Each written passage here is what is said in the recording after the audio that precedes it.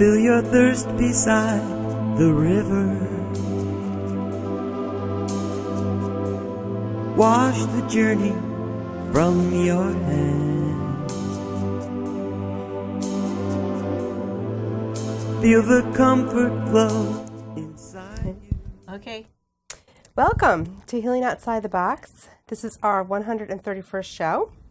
My name is Lisa Burton, and I'm a heart-centered lifestyle coach. And I'm Rosemary Lachance, an energy healer and a spiritual therapist. I was going to say psychotherapist. Physical therapist. Spiritual therapist. I'm sorry. We are the co-hosts of this thought-provoking series and are dedicated to providing you with food for thought, information, and answers to all modalities of alternative healing, spiritual development, animal welfare, environmental concerns, and so much more in the form of guest speakers who are experts in their field. If you know of any subjects that you would like us to discuss, or if you know of anyone you think may make an interesting guest, please do let us know. Please also like us on Facebook under Healing Outside the Box, where you can learn more about and see pictures of some of our past guests and ask questions or leave a comment. So please enjoy the show. Okay. The title of our show, which is our 131st show, is called Explaining the Chakras. And our guest tonight is Judy Martone Peluso. Welcome, Judy. Thanks, Rosemary. Welcome. Welcome. Thank you, Lisa. And Judy Martone Peluso has been in private practice for over 30 years. She is a justice of the peace and a non-denominational minister. Her services include spiritual psychotherapy, energy healing, shamanism, and personalized life ceremonies, which include marriages, child blessings, memorial services, and house blessings. Okay, to learn more about Judy, we'll give you all her information on how you can get in touch with her at the end of the show. Now, tonight we're doing something a little bit different. As we promised our audience, that those of you who caught the show, on one of the shows we said that we would have a show explaining the chakras. We've mentioned it many times with many guests. And so tonight's going to be a discussion between the three of us to give you this information about the chakras. So I hope that you enjoy it, and I hope we cover everything for you. And if there's any questions, you can always get in touch with us, okay? Thank you. Okay, ladies. I guess we'll start to say that we have the 7 main chakras, and they are like, this is mercy, and love, and patience, and earnestness, and wisdom, and will, and order. Okay. Now, we'll start first with the root chakra, which is order.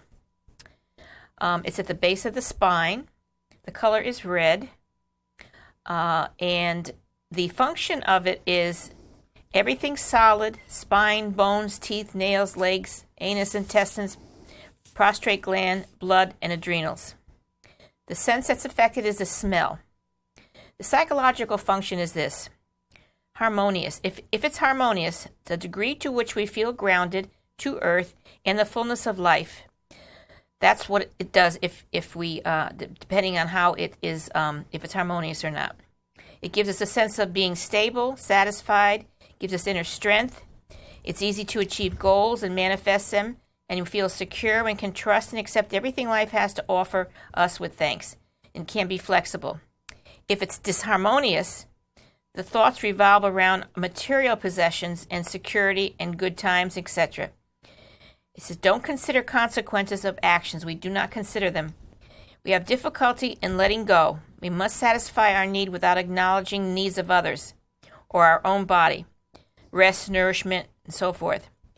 We tend to get easily irritated, upset. There may also be rage, anger, violence, indicating lack of trust and fear of losing security. Physically, we may experience constipation, diarrhea, or overweightness, sciatica, or pain in the sacrum or lower back, and may also experience pain in the knees due to lack of support. Insufficient, worrisome, feeling spacey or not totally there, lack of ability to concentrate, lack of physical, emotional stamina, and we depend on everyday life. Our demands of everyday life may be difficult, and feeling that we don't belong here on earth. Now, that's a lot to say all at once. You think? But actually, right, if that's harmonious, you know, help me, ladies. If that's harmonious, we feel grounded, to Mother Earth, right? We feel a fullness of life. We feel satisfied, sense stable, inner strength, all the things that I already said to you. And if it's disharmonious, our sense of order, well-being, our feeling that everything is going in the right way is off. The way I understand the chakras, I picture them as an energy center, and the energy comes from the universe into me, and then I also send the energy out of the chakra. So I wonder if it's almost like a opening and a closing. When you are harmonious, it would probably be open, and the flow is not blocked between myself and the universe. Disharmonious, you start to contract and shut off the flow. Well, it also, the chakras, at least in the training that I took with Dorothy Martin Neville, which is based on Barbara Brennan's School of Healing, that the chakras front and back are like cones that go out and spin. And when I do energy work, I usually start off with using a pendulum and hold it over the chakra, and as the pendulum moves, it gives me an idea how energy is being taken in, whether it is or not. I If see. the pendulum is totally still, then that one is shut Really down. closed off. But there are different manifestations through the chakras, and it's very helpful as far as helping people in their process and to get a sense of what's going on in life. And usually it mirrors exactly what we're going through, and we have, everyone usually has one or two chakras that are the ongoing ones that have difficulty at times. Troublesome for them. Because they all do connect with issues that we humans have.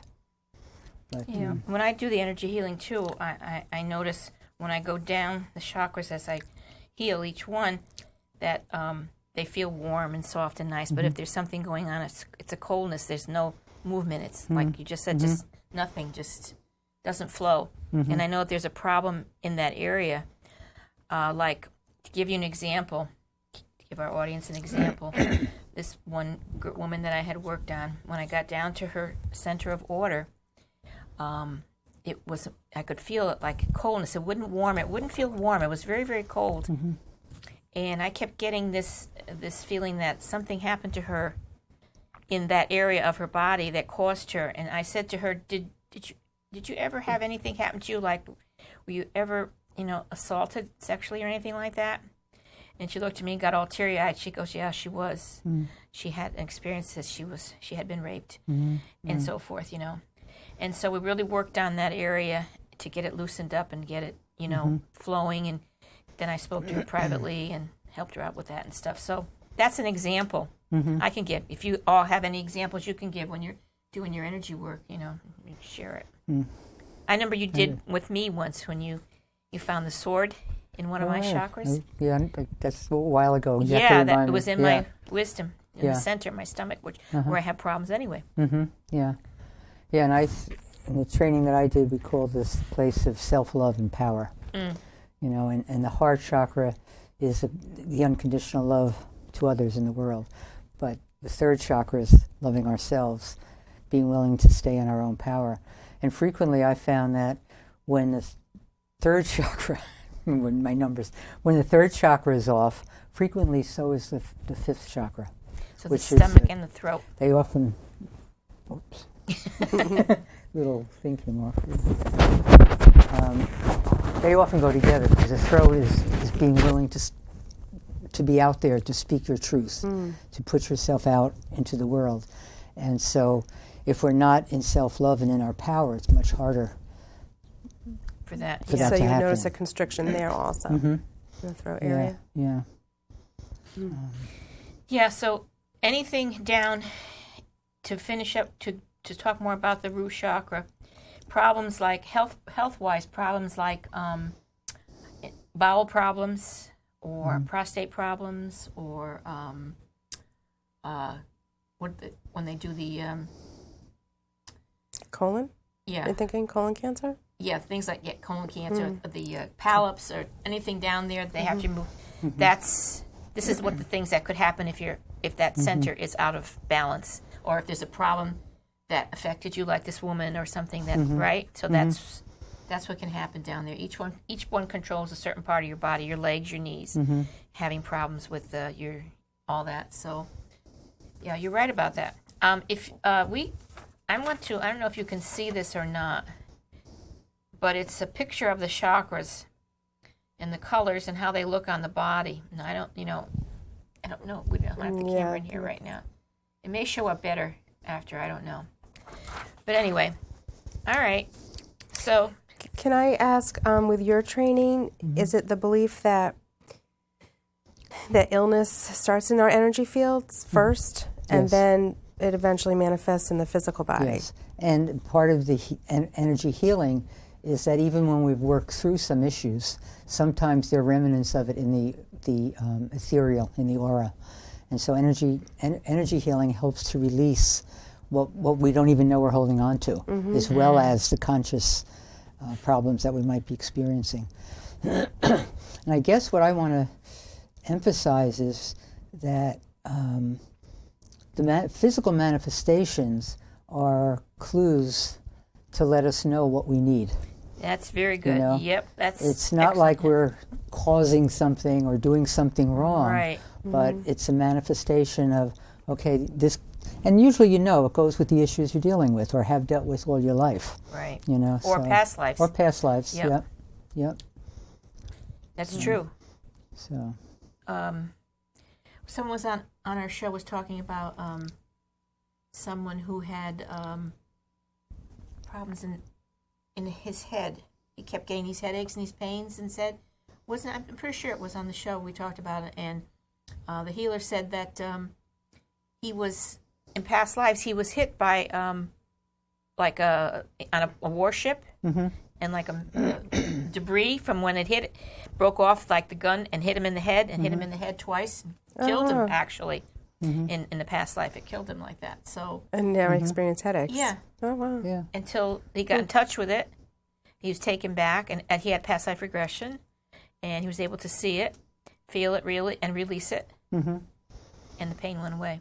Yeah, and sometimes past life issues do come up during energy healing. Because you just sense, and I know it's happened to me at times when I'm working on someone. All of a sudden, I start getting images of a whole other time.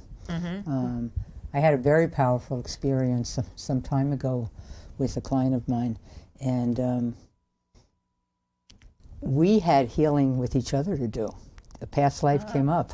Oh wow! Yeah, it was very powerful and very humbling too. Yeah, we had a wonderful connection, and for both of us, it released something. But as I was working on him, I realized I was with him in a certain past life, and not in a great way, So it was, and he had a similar experience during the healing. And when we talked about it later, we both had the same experience. Wow. That hasn't happened a lot, but when it happens, it's awesome. It's really meant to be that you got together. I was going to say that's really divine. Yeah, it is awesome when it happens. So that's really great. I'm wondering if Judy might have some ideas about clients she's seen that she could say, oh, yes, it's a root chakra imbalance. What would they look like physically to you? Well, I think very much so. People who've been sexually abused, number one. That's a big one. Or who have other issues around, or people, let's put it this way, also have had very poor training as young infants, with bladder control and, with bowel movements, where they've been ridiculed or pushed too far, too much ahead of their age. Oh, yeah. So that also can manifest in that as adults. But, and just not being grounded. When you sense somebody is like up here somewhere, and you don't, hello, nobody's home here. Exactly. That's a biggie, because it connects to Mother Earth. It's sort of like, as above, so below as above. Well, we're connected here to the divine, and here through the root chakra to Mother Earth. And I find doing meditations with people that really focus on connecting with Mother Earth and bringing up that energy from her, because it's such a nurturing energy, and we all need it, you know. And we give back to Mother Earth because she needs it too, you know. But It's true. But it's very much about, you said balance. I mean, it's about balance. And as humans, you know, we go out of balance. We just do. And it's it's a constant process of coming back, recognizing when we're out of balance, when something has thrown us, and that finding ways to come back. You know, it's a process. And I know people sometimes are tired of hearing that it's a process. I get tired of it. But life is a process. It is. It really is. And if we have time at the end of the show, I was going to do a very, very slight meditation just to give people an idea of one way to do it. But getting back to what you said, that's why it's really important to meditate every day, right? Because then you can, like in the morning, I try to bring the light down from the heavens through me and into the ground and ground me, and I think you do the same thing. And that helps every day by it's just saying these things, affirmations, right? And so we can get out of sorts through the day, especially going out, driving in traffic, going in crowds, people. The vibrations of the whole planet get to us. So when we come home, we need to quiet down and calm down. And so maybe a good time to do it like early evening or first thing in the morning, early evening, right? Yeah. You all agree? Yes, I tend to do that in the morning, ground in the morning. I find for myself at night, I like to use aromatherapy and frankincense. Oh, yeah. That's Can great. calm me Takes away down low- fast. yeah. Chases away lower thinking spirits. And I just light an incense and I know I'm good to go. So that's my nighttime That's good. relaxation. It's a good idea. And I feel different if I don't do those things. Yeah. I need to do them. But like you say, sometimes I'm tired of, do I really have to? But you feel different. You do, yeah. You do don't think that. feel that balance, I think, is probably the best word. You don't feel the balance. Feel more frenzied. Lavender is nice, too, to relax you, right? Lavender incense, soothing, too. yeah. It's soothing, helps to relax. Frankincense chases away anything that's negative around you. So those are two nice scents to do. And I love sage. I love sage. Oh, I love sage, yeah. I just kind of brush it all over me, in the smoke and everything. I really love doing that.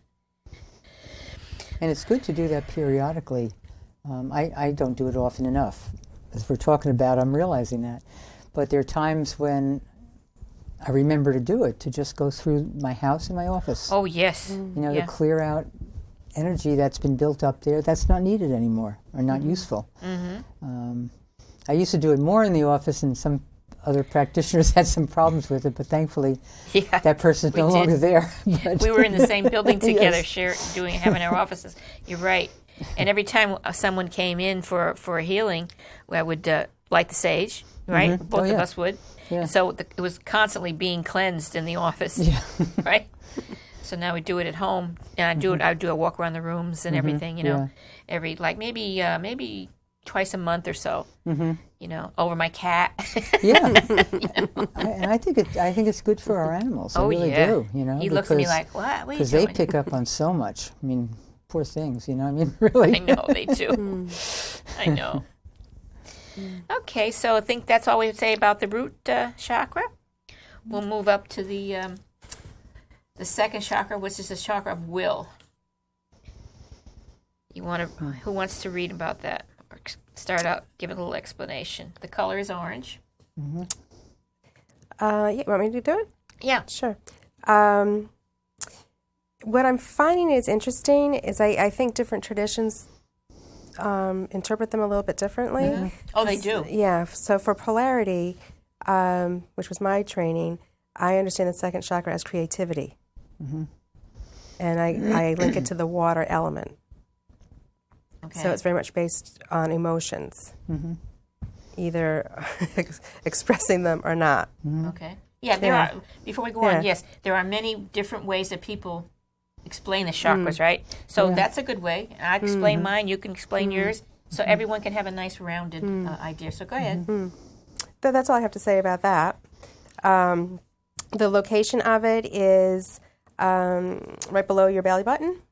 like 2.5 fingers below your belly button. The color associated with it is orange, and someone explained to me that it's the sun ray coming down, Okay. as going back up as orange. The physiological function located in the pelvic area, reproductive organs, kidneys, bladder, blood, lymph systems. Sense is taste, sense of taste. The psychological function for a harmonious, balanced chakra, you can go with the natural flow of life and feelings. Open towards others, feel energy flowing smoothly. Creativity and enthusiasm are stimulated. Feelings are undistorted, and you have a vibrancy for life. Kind of makes sense with what I was saying before. Disharmonious, people may use sex as a drug or a panacea, or they may be inhibited due to lack of touch and tenderness at an early age. They may experience uncertainty and or tensions with the opposite sex, always looking for fulfilling sex relationships, no sense of childlike wonder in life. Physically, they may experience low back pain, disease of reproductive organs, bladder, cramps, and colon disease. Insufficient, feelings are suppressed and denied. Development of sexual energies were blocked. If parents were not sensual, tender, or affectionate, creating lack of self-esteem, lack of confidence, coldness, inability to express emotions, depression, withdrawal from others, life seems dreary, not worth living, is that all there is type of an attitude. And that's, trying to think of how someone would present coming into your office like that.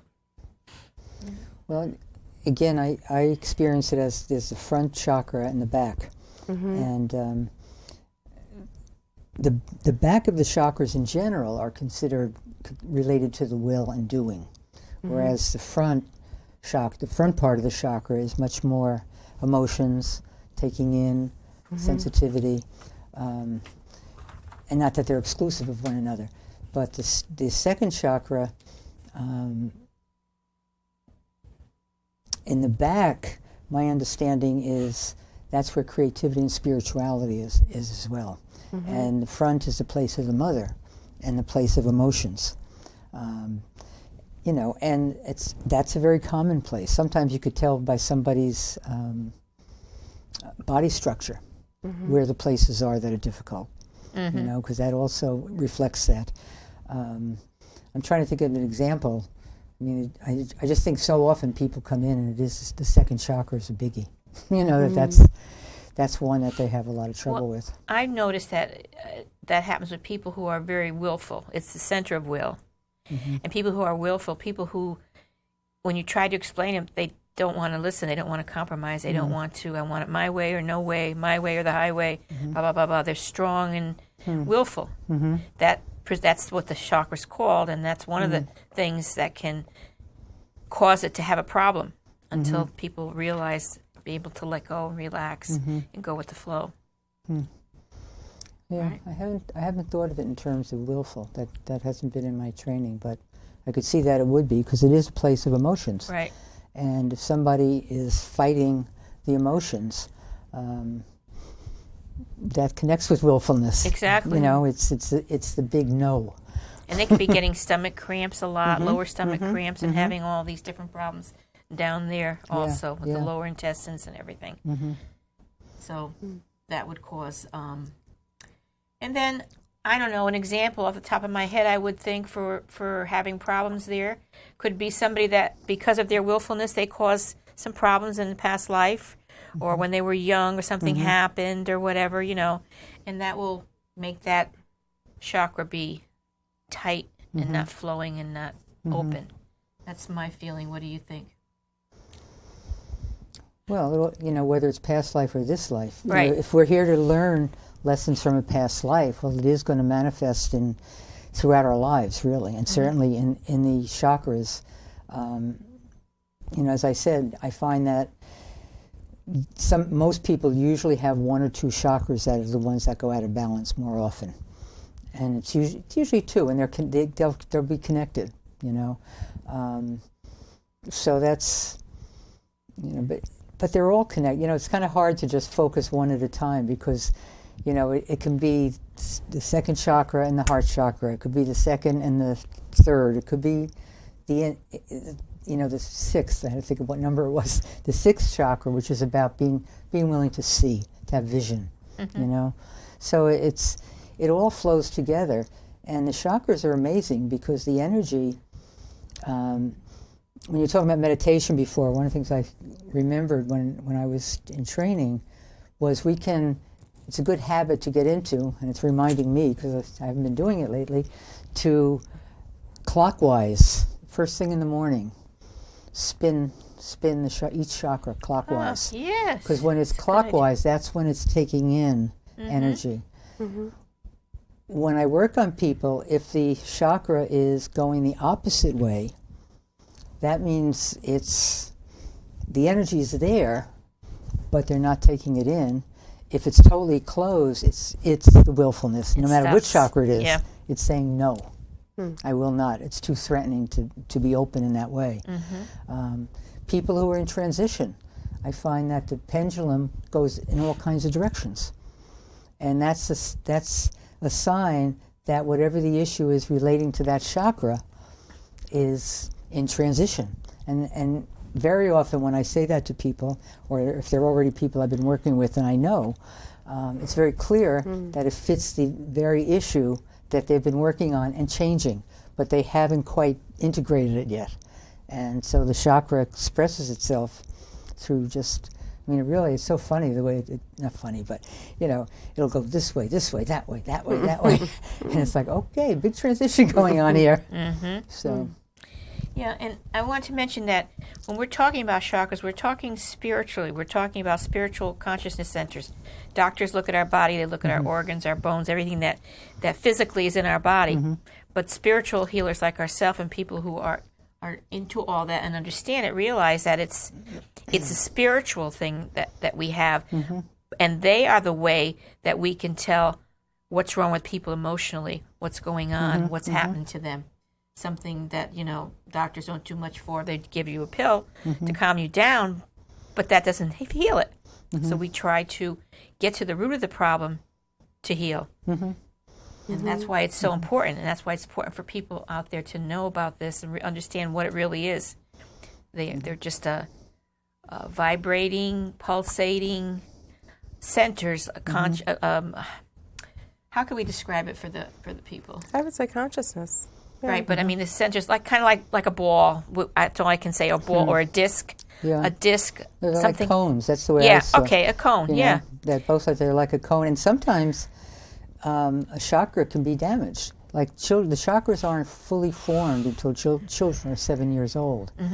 So when things have happened before that, it can affect how the chakra develops.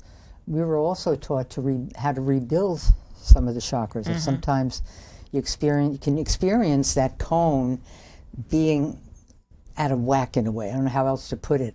That it's not spinning correctly, and it's almost like part of it hasn't developed yet, And so you just literally, energetically rebuild the chakra so that it'll function properly for the person. So usually children who've had trauma can have chakras that, a certain chakra that hasn't fully developed. I had a picture and I had forgotten to bring it, but if people could see it, it would be like this is our body, and the light is coming out of the front and the back of our bodies. And everybody's walking around with these lights. Some of them are brighter, some of them are very, very dim, some of them are very, very bright, depending on how the person is emotionally and spiritually. And so what we do is working on, we're three parts of us: our bodies, our souls, and our spirits, right? And the soul is the one that's like the onion, right? Every time we learn something, we peel another layer off. That's where they Catholics call sins are stored and so forth and so on to learn. And the spirit is the pureness of us, so what we are from God, what we were created, and so forth and so on. And that's these are the things that we work on to give people an idea about that. And I think it's wonderful that there's more integrative medicine going on now, developing. We have a long way to go, but I think the more that the two come together, the better it's going to be for all of us. I know. Because it's shouldn't be just one or the other, because both are needed, and when they can work together, it's very powerful. Some medical doctors are starting to open their minds to it. And, you know, I have a medical doctor, but he's also aware of that also, of the holistic side of it, and the spiritual side. And we have good conversations, and he understands me so much better because he's well-rounded in all that. And if they would all do that, I know that's the dream. The allopathic and the naturopathic and the spiritual healers all come together to work on all of us. And someday in the future, that's going to be. I know that's going to happen. Well, it has started, you know, and that's wonderful. I never thought I'd see it. There's so many things I never thought I'd see that have been, you know, changing and happening. And it's very hopeful. It is. It really is. To heal the total being, that's what's needed. And also, I just want to mention, there's a difference between healing and cure. You know, Go ahead, explain that to It's taken me a long time to be comfortable with the term healer. Okay. Because people get the idea that I'm going to, quote, fix them. Yeah, exactly. Make them better. And I can't do that. No. None of us can do that for somebody else. What I can do is help facilitate whatever their process is. You know, I remember way back when I first started my practice, I was telling Lisa earlier, I started doing massage. And I started doing it because I felt something in my hands. And back then, you know, you didn't hear much about energy healing or anything. So I figured, okay, that'll be a way I can, you know, channel energy to people. And I got a phone call from somebody who wanted to come to me for massage. And she told me she had cancer and that she was determined she was going to live through it.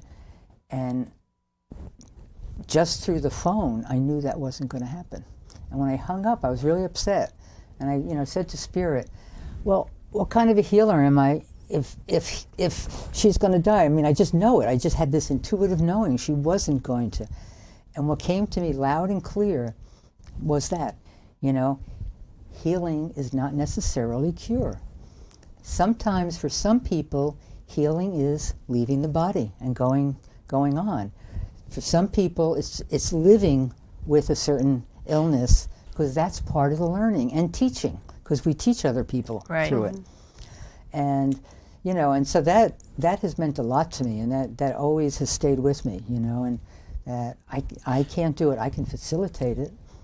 You know? I'm so glad you brought that up. It's such an important point, because even myself, when I do the healings, so to speak, and I tell them, I'm only giving you the energy, God's energy, to you to help you to understand. You have to do the work on yourself. You have to get to the root of the problem. And once that happens, then that problem, that pain, whatever it is, that will go away. Okay? Or maybe it's time for you to leave, like you said. But you're absolutely right. We don't heal. It would be wrong to heal. It would be wrong to cure somebody of something without them ever knowing why they had it in the first place. Because it'll come back in another part of their body, in another form. It'll come back again to them. This is what happens when people go for these healings. So these people that really take something away from someone, it comes back in another form. Yeah. If you're not ready to let it go, it will come back. And then I'll have to say, just to say it, that there are times when people do become healed of something, and I think, and you can correct me if I'm wrong, the reason is that they actually did work it out. They actually did find their cause, but they still had the problem because they couldn't let it go. They didn't have enough energy to let it go. And if they get enough of that energy, that healing energy, that can take off the last residual on them, and then they're cured. And those are the exceptions, I think. So do you agree with that? Yeah, I do, you know. But I always get concerned, you know, that's why I like to differentiate that healing doesn't necessarily mean cure. It can happen for somebody. That does happen for some people because they don't need to have this in their life anymore. Right. They were not able to let go, but that extra little healing that you give them helps them to let it go finally. Yeah, and it's helping a process. Yeah. You know. And also I think that when I've gotten energy healings, and I know when other people do, they usually leave feeling so much better. So we get to experience what it's like when our chakras are open. It may not last for long, you know, and in some of the work, sometimes certain chakras don't really open because they're not ready to. But when we've completed a session and all the chakras are moving clockwise and and really moving out there, they're not just constricted a little bit. The person's so much different, true. and I think that also teaches us how to live. That it's possible, to feel good. Not every minute, but hey, Is it possible for them to be too open? A chakra? No. No? No, Okay. not really. I don't know if I'm understanding what you're saying, but that it can bring in difficulties or other people's energies. Is that what you're thinking about? Well, I'm thinking, because you brought back a memory for me, where I had a very wonderful Reiki session. Now, I can be spacey. Those that know me well know I can be spacey. No. Forget things everywhere. Forget my phone. I was asking, where's my red phone? It was right on the table out in the lobby. But I had this wonderful Reiki session, and I was transported to another land, and I felt like I was too open when I got off the table, like that my crown chakra I was just not on this planet anymore, and I really was wondering, did I not get grounded again? Well, energy healing shouldn't unground us. No. And I think that's very different, because really part of it is learning how to be in our bodies. Because we especially as women, we have a tendency to reject our bodies because all our lives we've been taught no matter what our body is like, it's not right. It's never perfect enough, right? Yeah. You're too thin, too fat, too tall, too skin, whatever. And but as far as it being open, see, when the chakras are open, it helps us to navigate in the world. And when they're not, or when they're off kilter or going the wrong way, then we're more apt to have difficulties. But I understand. I mean, there are times when we all get, if we're like in a deep meditation, you come back and you're kind of like, and it can have that effect. Like I felt very loopy. Yeah. You were That's really different freed. than being. It sounds like she was freed up, very freed up. Yeah. Something you hadn't experienced before. That's that was what comes and it's to not me. necessarily because you were too open. Okay. No, but you really went into that experience. And I think going back into the world, I mean, I know I've had times where I've had to kind of just say, okay, wait a minute, I got to drive the car. Yeah. Yeah. And part of me didn't want to come all the ways back to this plane. Exactly. It's kind of nice when we get to visit the other plane because that's our home. It's kind of like when I'm having a dream and I have to wake up suddenly. I'm tired. I'm disoriented. I'm like, because I've been out of the body, traveling, traveling out of the body. All of us, we travel out of the body at night, and that's why we have these dreams. And I come back and I'm going, what's forward, backward, up and down? Wait, I have to lay here until I can get straightened out again. That's kind of like it. Sometimes it's like that. The energy is so. I remember I've had energy healing done with you, Judy. And I walk out of the office feeling like you just said, just wonderful. Everything is rotating nice, and everything is, and you're right. That feeling is so nice, and you've had it from other people because we that do facilitate these healings. We go to people to get our own healings too, right, Lisa? So that's what I think. She's right. I think that's what happened. Okay. The next one, we've already done 40 minutes, and we've only got to the second chakra. Now the third, we'll have to speed up a little bit, I guess, to cover them all. You want to do the third? Hurry up. Yeah, you want to do the third? I don't have the you don't have it with copies that you? you have. Okay. I have it here, but let's see. I have to put my glasses on to do this. Yeah, we'll have to hurry up a little bit, I guess. Didn't realize it was going to take this long. Well, there's a lot to each one. There is. Maybe we need another show on it. Because also I do at some point want to talk about how shamanic work can be very helpful. I think we're going to have to do another show. So. Are you willing to come back for another one? Sure. Okay. We'll do another one. We don't finish tonight. We'll do another one. Okay. The third chakra is the solar plexus, and the color is yellow. And even my glasses, I can't read this. And it's it's really right where the diaphragm is. That's really where it is. And the sense that it connects with is sight, Now that's different than what I've learned, but I'll take that. Sight? Because sight is usually up here. Yeah, I know. That's funny. That's yeah. there. The psychological function, when it's harmonious, harmony, inner peace with self, life, and your place in life, accept self and others right where you are, full of light and energy, protects you, radiates from you, it's magnetic, attracting everything you are in search of. No abundance is your birthright. When there's disharmony, want to have your way in all matters, be in control, exercise your power. If not accepted in youth, then seek acceptance from outside yourself, since you have no feelings of acceptance from within yourself. Need to be active to avoid feeling inadequate or seeing shortcomings, judgmental, critical. Difficult to let go and relax. Feeling that it's all up to me. Gets upset, frustrated easily, feel bitterness, resentment. Physically, digestive organs affected, pancreas, stomach, liver, gallbladder. That makes sense. Why don't we talk about it instead of taking all the time with it? Yes. There's a lot there. Yeah, there is. And so, yeah, you're right. I think we can talk. I think even if we give everyone a little idea of all of it, it's better than, Right. going through all of this. To me, I've always thought that this chakra, which is, like Judy said right here, is the creative one. And you say now that you feel that the lower one is the creative one. I feel that this one is the creative one. And if that's not working well, like I do a lot of artwork and stuff, and when I'm not right there in my stomach, I can't sketch or paint or do anything like that. Well, that I would feel make sense, thrown off. Yeah, that would make sense because that's the place of self-love and acceptance.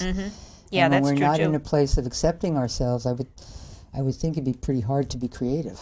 Yeah, you're right. You're right. Yeah, and I understand it as your power, your self-power. Is there. Yeah, So that's people what who I have a had lot too. of problems with their stomach. And it's the fire element for polarity, fire element. When they have a lot of stomach problems, that's the reason. That's what's happening to them, like you said. From wherever we got it from a past life, or if the parents were not able to give us the loving that we needed, or the comfort, or the feeling of security, or whatever, it affects that all the time. And as you know, you had pulled some swords. We're talking spiritually now. Yeah, spiritually. Out. And there was a blockage. I've had myself personally, I've had other people tell me there's a blockage there, and help me work on it and get it out. Yeah, true. That just reminded me of one of the some of the movement that the pendulum will do. If there's a block, the pendulum goes horizontally. That's how I know there's a block there.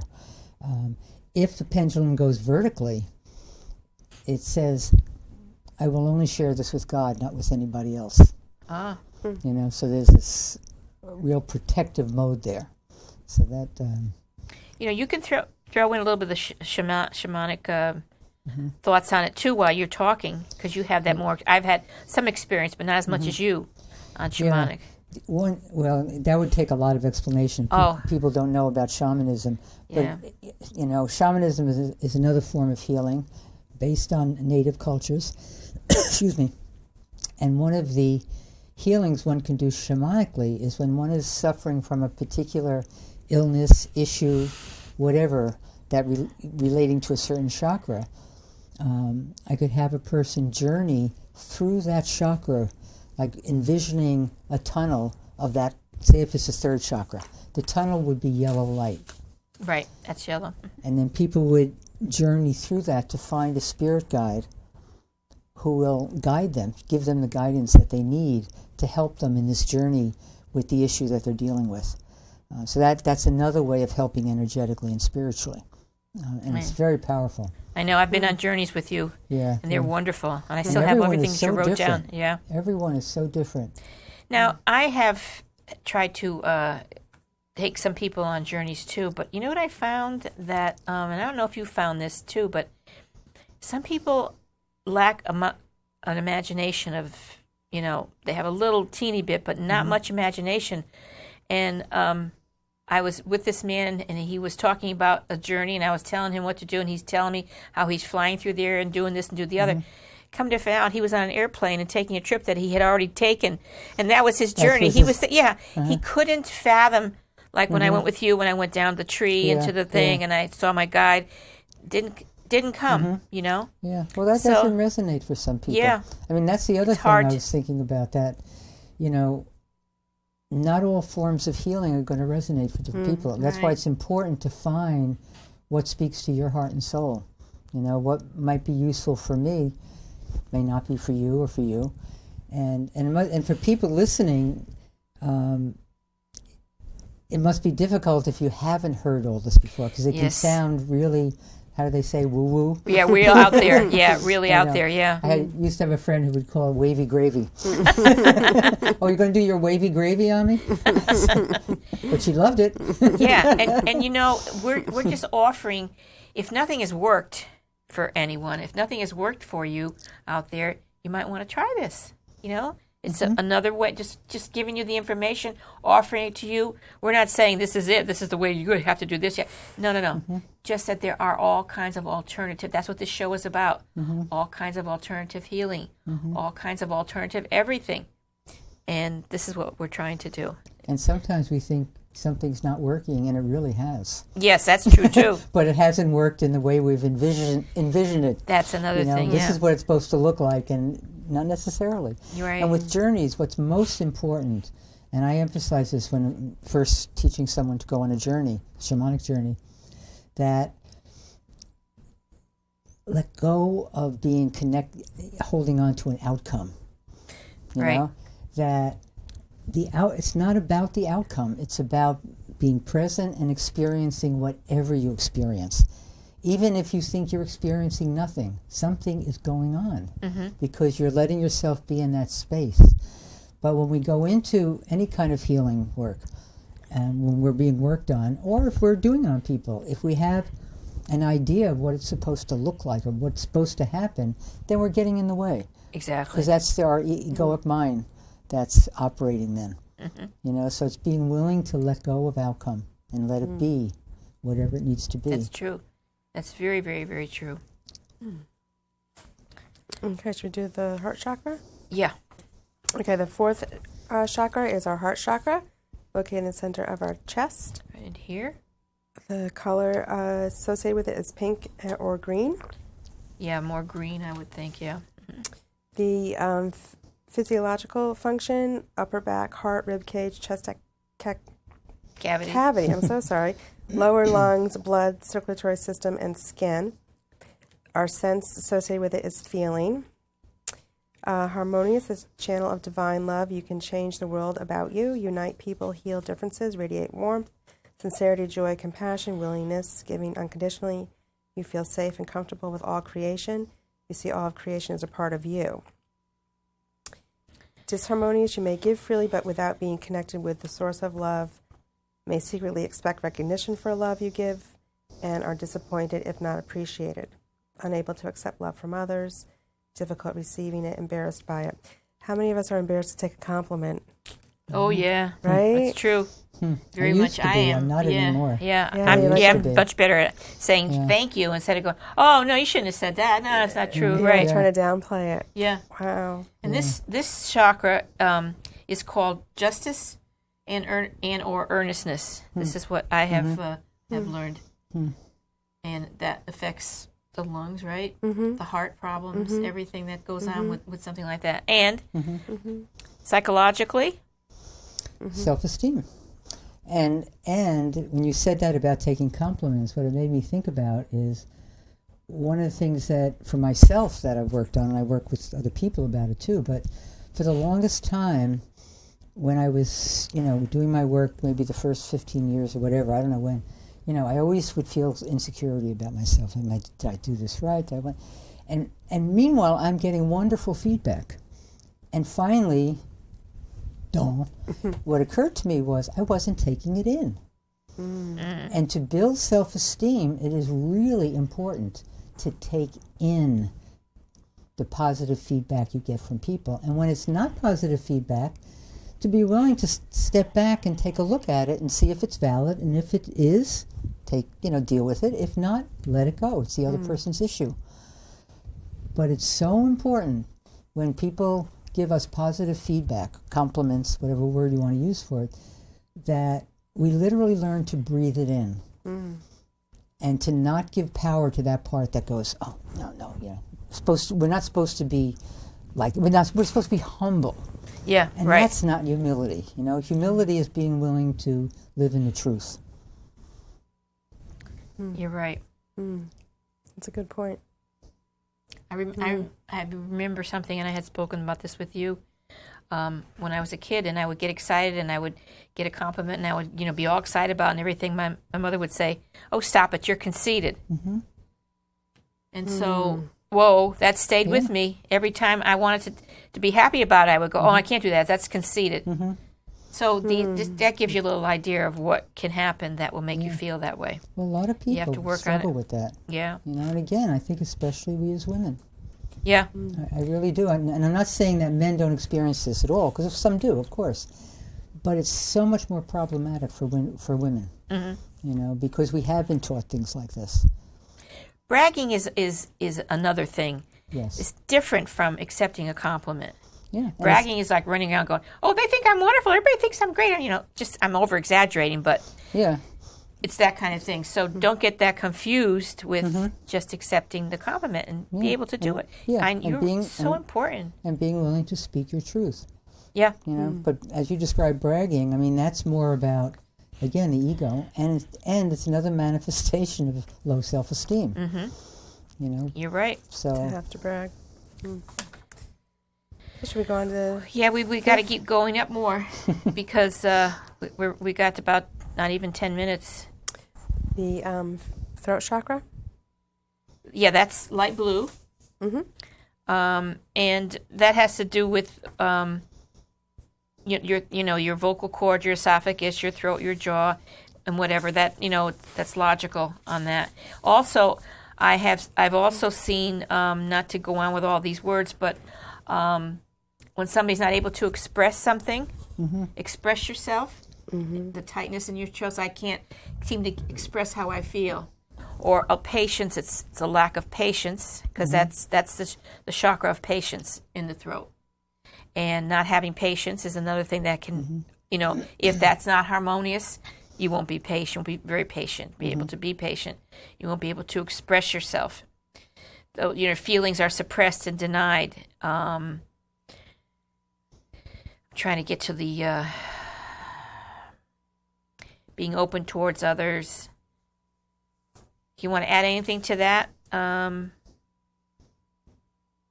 It's being willing to be yourself and speak your truth and put yourself out in the world as you are, not as you think you should be. And that's a challenge. We've only got 4 minutes left, so we're not going to be able to finish. So we promise you we'll do another show in the near future and finish on this. Now, do you want me to do that little bit of a meditation so people can kind of do this for themselves? And this is it's a non-denominational meditation.